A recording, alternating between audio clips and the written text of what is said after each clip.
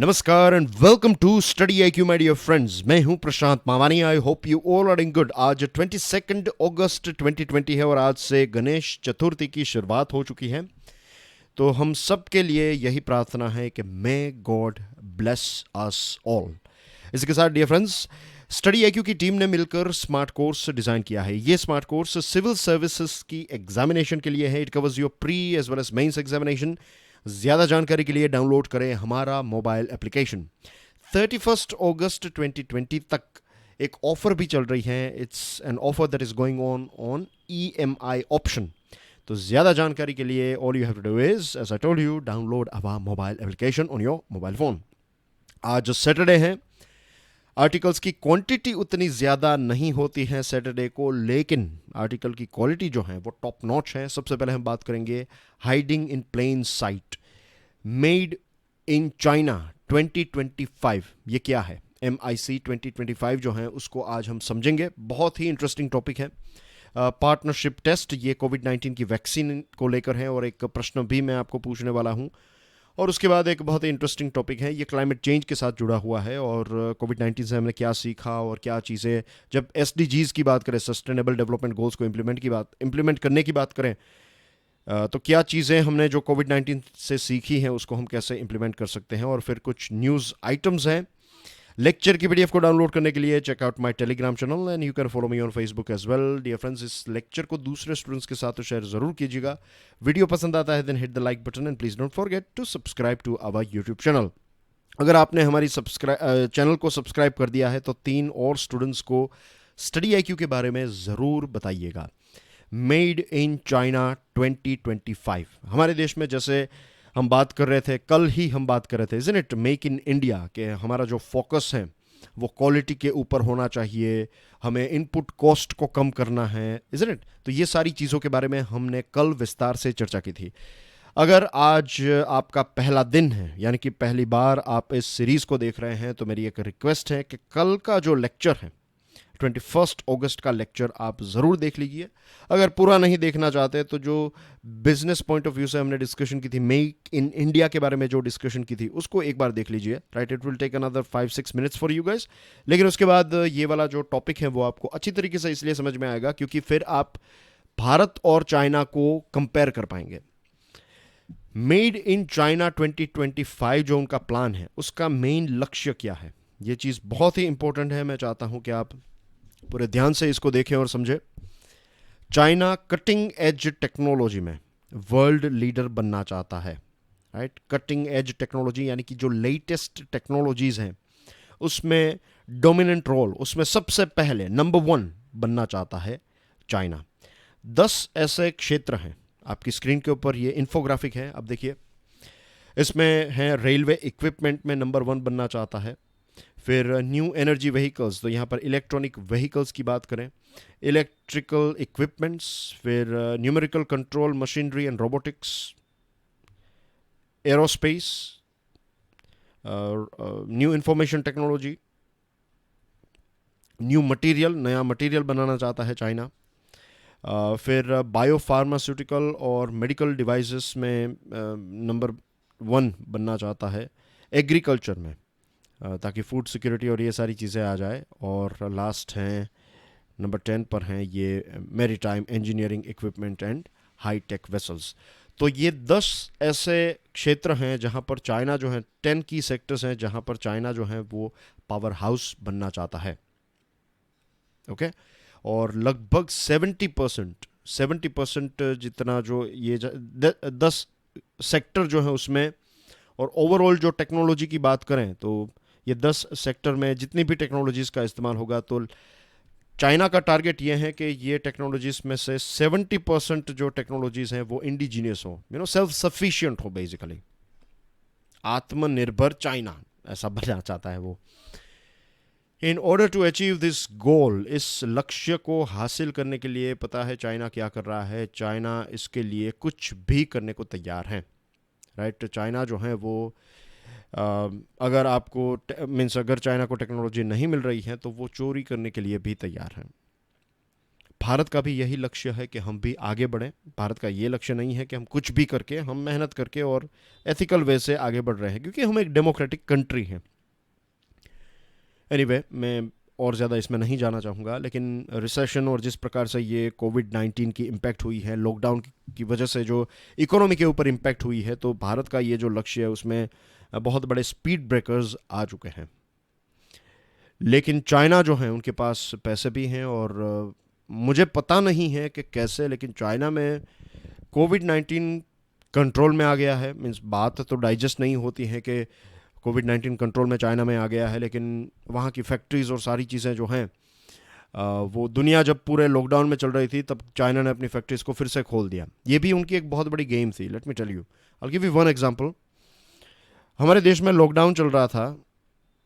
अब हमारा देश जो है वो अफ्रीका के बहुत सारे, अफ्रीका एक कॉन्टिनेंट है, तो अफ्रीका के बहुत सारे कंट्रीज़ में two wheelers, four wheelers, tractors, ये सारी चीज़ें हम वहाँ पर बेचते हैं। हमारी एक बहुत बड़ी मार्केट है। महिंद्रा के ट्रैक्टर्स और टीवीएस जुपिटर, एक्टिवा एक्सेट्रा, ये सारे मोटरसाइकिल्स जो हैं, बहुत सारी कार्स हैं, टाटा की बहुत सारी कार्स हैं, महिंद्रा की बहुत सारी कार्स हैं, जो अफ्रीका के अलग अलग देशों में बेची जाती हैं। तो लॉकडाउन जब चल रहा था तो अफ्रीका के वे सारे देश जहाँ पर कोविड-19 की इतनी खास इम्पैक्ट नहीं थी, और वहाँ पर जो बिजनेस थे उनको व्हीकल्स और उनके पार्ट्स और इन सारी चीज़ों की आवश्यकता थी, तो भारत में लॉकडाउन चल रहा था, तो उस टाइम पर चाइना ने हमारी बहुत सारी मार्केट जो है उसको कवर कर लिया। तो ऐसी चीज़ भी चाइना ने की है। इसीलिए यूएसए जो है एक लंबे टाइम से ये जो कटिंग एज टेक्नोलॉजी, और जैसे मैंने बताया कि वो कुछ भी करने के लिए तैयार हैं, इसीलिए यूएसए जो है वो एक लंबे टाइम से ये हुआवे नाम की जो कंपनी है उसको कंट्रोल करने की कोशिश कर रहा है, उसका एक्सपांशन ना हो। और कॉमर्स डिपार्टमेंट जो है यूएसए का, उन्होंने एक डिटेल्ड गाइडलाइंस, ध्यान रखिए यहाँ पर सिर्फ गाइडलाइंस नहीं है, डिटेल्ड गाइडलाइंस, यानी कि टू द पॉइंट अपनी कंपनीज को यह बता दिया है कि आप ऐसी कोई भी चीज़ हुआवे को ना बेचें जिस चीज़ से वो हमारे खिलाफ ही इसका इस्तेमाल कर सकते हैं। और यूएसए की जो टेक्नोलॉजी कंपनी है, जो सॉफ्टवेयर मेकिंग कंपनीज हैं, उनको भी बता दिया है कि आप हुआवे को किसी भी प्रकार के प्रोडक्ट्स जो हैं वो ना दें। कल मैं आपको बात कर रहा था, याद है कि कैसे यूएसए जो है वो अलग अलग ट्रेड और इन सारी चीज़ों से दुनिया को डोमिनेट करता है। माइक्रोसॉफ्ट उसका एक बहुत अच्छा एग्जाम्पल है। हुआवे भले ही कितनी ही बड़ी कंपनी ना हो, क्यों ना हो, और 5G में वो आगे बढ़ना चाहती है, और बहुत सारी जगहों पर तो अब उनका विरोध भी हो रहा है, जैसे कि भारत। लेकिन हुआवे के भी बहुत सारे जो उनके सॉफ्टवेयर्स हैं, बहुत सारे उनके जो सॉफ्टवेयर साइड जो हैं हुआवे की, वो सारी चीज़ें माइक्रोसॉफ्ट के द्वारा की जाती है। और इसीलिए यहाँ पर डिटेल गाइडलाइंस यूएसए की गवर्नमेंट ने माइक्रोसॉफ्ट को दी है कि ऐसी गलती मत कीजिएगा, आप किसी भी ऐसी कोई भी चीज़ जो है वो इनको प्रोवाइड ना करें। और इसी वजह से ट्रंप जो है, ट्रंप एडमिनिस्ट्रेशन जो है, उसने ट्रेड वॉर की शुरुआत की। ट्रेड वॉर के बारे में भी मैंने कई बार बताया है कि सरफेस लेवल पर ये ट्रेड वॉर है, लेकिन थोड़ा अगर आप नीचे जाएं तब आपको पता चलता है कि it is more about tech war, technological war है। In order to achieve this goal, ये जो 2025 वाला जो गोल है, फॉरेन इन्वेस्टर्स जो हैं उनको भी चाइना, मैंने आपको बताया था, फिर भी मैं आज बहुत ऐसा बता रहा हूँ कि मैंने बताया था, लेकिन मैं क्या करूँ, ये सारी चीज़ें हमने बात कर ली है, मीन्स ऐसे कुछ पॉइंट्स। और यहाँ पर सिर्फ रिवीजन आपको याद आए इसलिए मैं बता रहा हूँ कि हमने इसके बारे में बात की थी कि कैसे चाइना जो है वो आपने कोई नया फ़ोन निकाला या ऐसी कुछ चीज़ निकाली तो फिर आपको उनके साथ वो टेक्नोलॉजी शेयर करनी पड़ेगी, वरना फिर वो मार्केट एक्सेस नहीं देंगे। तो ये सारी चीज़ें आप जानते ही हैं। China's aggressive efforts to dominate have come under heightened scrutiny. China दुनिया को डोमिनेट करना चाहता है। कोरोना वायरस के टाइम पर जो चाइना ने किया है, तो इससे अब पूरी दुनिया को पता चल गया है कि कैसे चाइना जो है बहुत ही एग्रेसिव तरीके से टेक्नोलॉजी की चोरी भी करने में माहिर बनता जा रहा है। और कुछ टाइम पहले की बात है, आपको याद होगा, फरवरी में एक हार्वर्ड के प्रोफेसर को पकड़ा गया। यूएसए ने इसको पकड़ा था, क्योंकि यूएसए में से इनको ये हार्वर्ड प्रोफेसर को पकड़ा गया क्योंकि वो इस प्रकार का डेटा और सारी चीज़ें जो हैं वो चाइना को प्रोवाइड करता था। यूएसए ने एक कॉन्सुलेट ऑफिस भी चाइना की बंद की हैं, और इसके पीछे मेन रीज़न यही है कि जो स्पेस और उनके साथ जुड़ी हुई जो टेक्नोलॉजी हैं, तो ये सारी टेक्नोलॉजी और डेटा जो हैं वो यहाँ पर चोरी की जा रही थी। और ये डेटा जो है वो काउंसिलेट ऑफिस तक पहुँच रहा था, और उसके बाद ये चाइना के जो साइंटिस्ट्स हैं उनको ये सारी चीज़ें जो हैं वो दी जा रही थी. US Congress and law enforcement agencies have ramped up investigations into systematic Chinese efforts to steal cutting-edge tech that would form the core of MIC 2025. USA ने इन्वेस्टिगेशन के ऊपर एक जोर दे दिया है. इन्वेस्टिगेशन जो है उसको फुल थ्रोटल दिया है ताकि ये चाइना जो MIC 2025 को सक्सेसफुल बनाने के लिए जो सिस्टमेटिक तरीके से कटिंग एज टेक्नोलॉजी की चोरी कर रहा है उसको रोका जा सके. एक ऑस्ट्रेलियन सरकार ने भी, ऑस्ट्रेलियन गवर्नमेंट थिंक टैंक जो है, उन्होंने एक रिपोर्ट लॉन्च किया था, hunting the Phoenix, the Chinese communist parties global search for technology and talent. ये जो रिपोर्ट है इसमें यह बताया कि 2008 में चाइना ने एक प्लान लॉन्च किया, इसका नाम था 1000 टैलेंट्स प्लान. 1000 टैलेंट प्लान में ये था कि अगर आप एक चाइनीज साइंटिस्ट हैं, लेट्स से कि आप बचपन से ही चाइना को छोड़कर अपने माता पिता के साथ USA में सेटल हो गए, अब आप बड़े हो चुके हैं और आप एक बहुत ही बड़ी इंस्टीट्यूशन में साइंटिस्ट के तौर पर काम कर रहे हैं, तो ये जो 1000 टैलेंट्स प्लान है उसका लक्ष्य ये है कि अगर आप एक चाइनीज़ साइंटिस्ट हैं और आप अब्रॉड हैं तो आप वापस आ जाइए चाइना में. आपको सारी फैसिलिटीज़ आप मीन्स जो फैसिलिटीज़ आपको वहाँ पर मिल रही है उससे कई ज़्यादा टेक्नोलॉजी और फैसिलिटीज़ जो हैं वो हम आपको यहाँ पर प्रोवाइड करेंगे, लेकिन आप वापस आ जाइए. तो इसको क्या कहते हैं? इसको कहते हैं ब्रेन गेन. ब्रेन ड्रेन यानी कि आपके साइंटिस्ट जो हैं, APJ अब्दुल कलाम सर जो हैं, वो मान लीजिए कि अगर देश को छोड़कर दूसरे देश में सेटल हो जाते तो हमारे लिए एक ब्रेन ड्रेन होता, राइट. लेकिन बहुत सारे ऐसे लोग हैं, इंडिया के भी लोग हैं जो वापस आ जाते हैं, आ गए हैं, ऐसे साइंटिस्ट हैं, इंजीनियर्स हैं, डॉक्टर्स एक्सेट्रा जो वापस आ गए हैं क्योंकि वो भारत को आगे बढ़ाना चाहते हैं. हम एक देश प्रेम है उनको, तो ये भारत के लिए फिर बन जाता है ब्रेन गेन के बाहर का अनुभव लेकर वो वापस देश में आ गए. तो चाइना ने ये प्लान लॉन्च किया. तो इस प्लान से फ़ायदा क्या होगा? अब आप इसको एनालाइज कीजिए. आपको रेडीमेड एक ट्रेंड वेल रिसर्च कैपेबिलिटी वाला एक दिमाग जो है, एक व्यक्ति जो है वो मिल जाएगा. आप मशीन्स जो हैं वो कहीं से खरीद सकते हैं, लेकिन लोग जो हैं वो नहीं खरीद सकते. You have to lure them. You means आपको अलग अलग तरीके से उनको बताना कि भाई आ जाइए वापस, चाइना की तरक्की का सवाल है, और फिर ये चीज़ होने लगी. इतने से ही चीज़ें लिमिटेड नहीं है.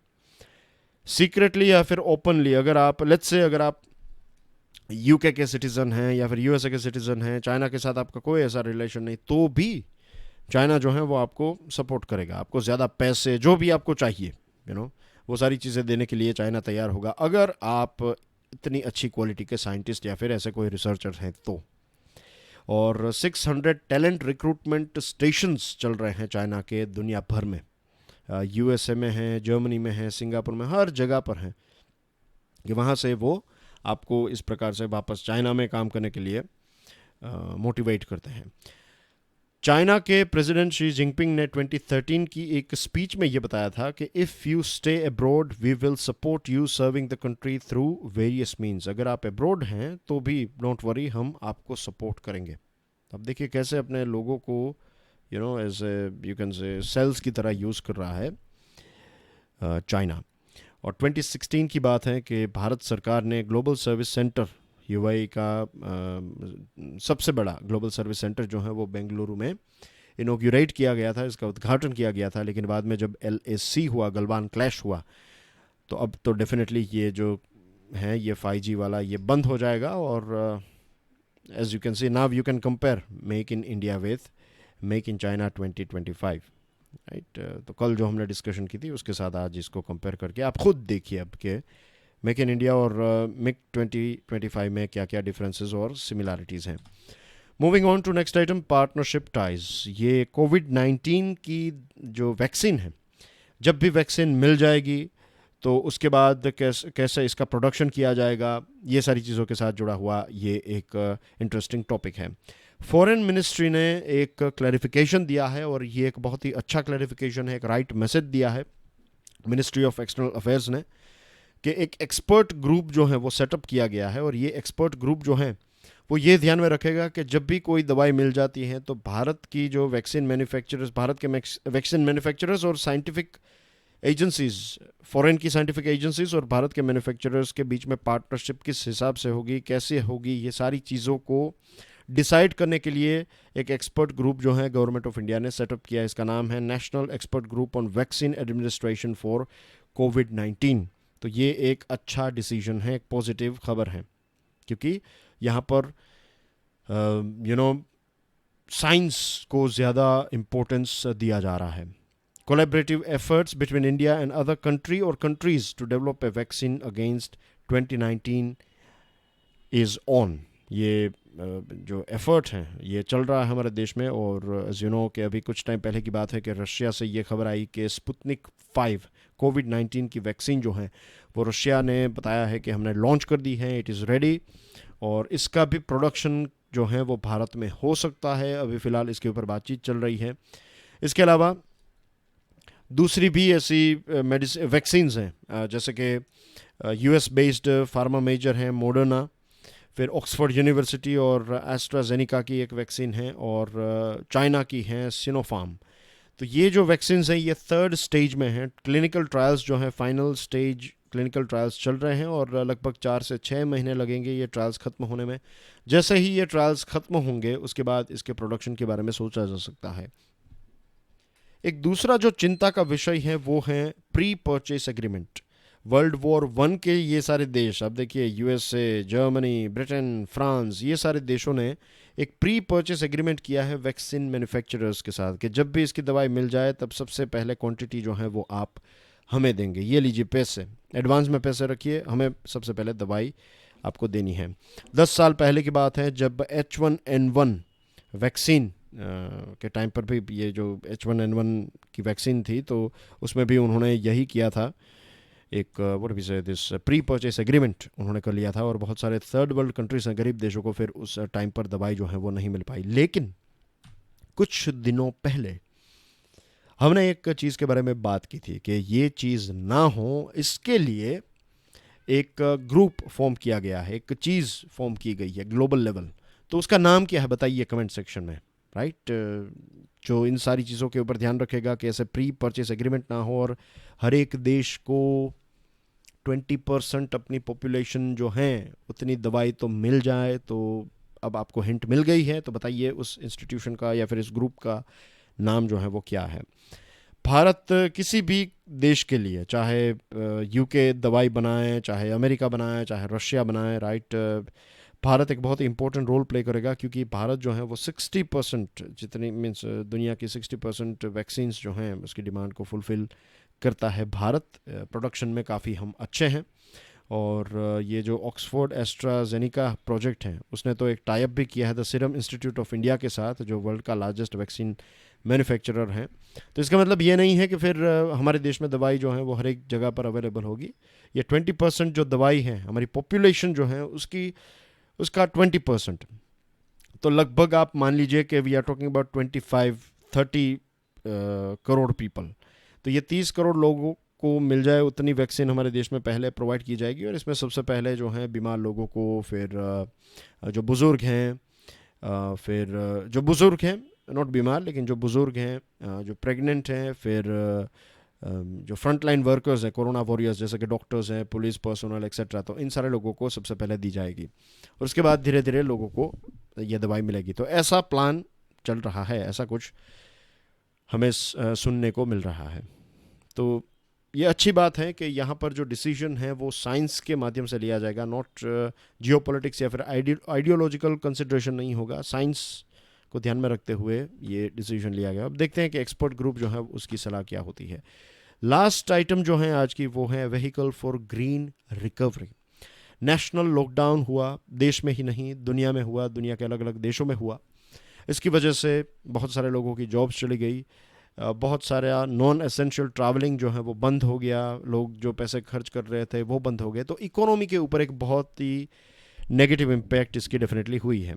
इसके अलावा बहुत सारी एसेंशियल चीज़ों को लेकर भी बहुत सारे लोगों को बहुत सहना पड़ा है। बहुत सारी जगहों पर वाटर सप्लाई नहीं था, बहुत सारी जगहों पर फूड का प्रोडक्शन और डिस्ट्रीब्यूशन नहीं था। बहुत सारे देश ऐसे भी हैं दुनिया में जो अपना पूरा फूड जो है बाहर से इंपोर्ट करते हैं। तो उनकी हालत जो है वो भी काफ़ी ख़राब हो गई। तो ये सारी चीज़ें हैं, बहुत सारे लोग जो हैं स्ट्रेस और मेंटल स्ट्रेस और ये सारी चीज़ों से गुजर रहे हैं। तो कोविड-19 सिर्फ इकोनॉमिकल इम्पैक्ट वाला नहीं है, इसने ह्यूमैनिटेरियन और इसके साथ साथ एनवायरमेंटल क्राइसिस भी क्रिएट की है, क्योंकि बहुत सारी मीटिंग्स जो हैं वो डिले हो गई। 3 चीज़ें जो हम कोविड-19 से सीख सकते हैं।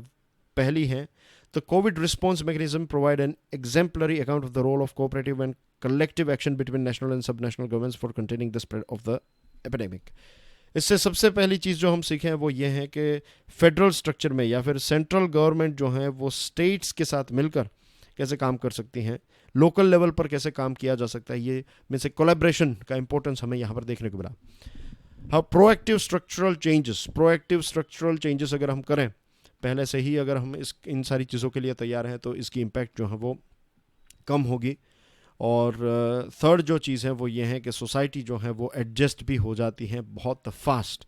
जब भी ऐसी कोई क्राइसिस आती है तो सोसाइटी भी एक फ्लेक्सिबिलिटी दिखाती है।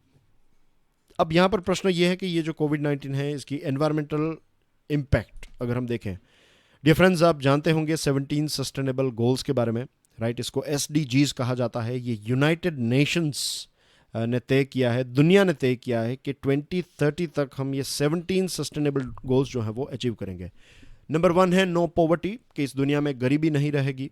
0 हंगर, कोई भी भूखा ना सोए। और सिर्फ इतना नहीं है, हर एक को न्यूट्रिशन वाला खाना पीना मिले, सभी की हेल्थ और वेलबींग अच्छा हो, एजुकेशन सबको मिले, जेंडर इक्वालिटी हो, स्वच्छ और पानी मिले पीने का और सैनिटेशन की facility, clean energy, decent work and economic growth, industrial innovation, infrastructure, reduced inequalities. ये अलग अलग लेवल पर फिर क्षेत्र हैं। यहाँ पर जेंडर इक्वालिटी को प्रमोट करने की बात है, यहाँ पर जाति के नाम पर, रीजन के नाम पर ये सारी चीज़ें जो चल रही है तो ये ना हो।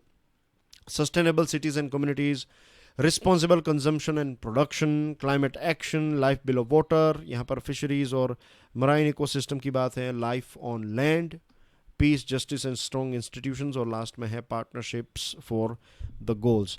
तो ये 17 सस्टेनेबल गोल्स को अचीव करने की बात है 2030 तक।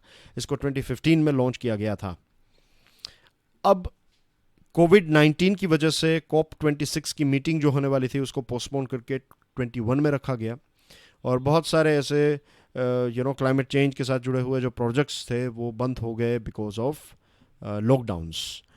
तो अब हमें क्या करना चाहिए? अब हमें, जैसे हमने कोविड-19 में देखा कि bottom up approach, local level के साथ मिलकर हमें काम करना होगा। और जब हमारे देश की बात करें, भारत की, तो लोकल लेवल यानी कि I would start with state.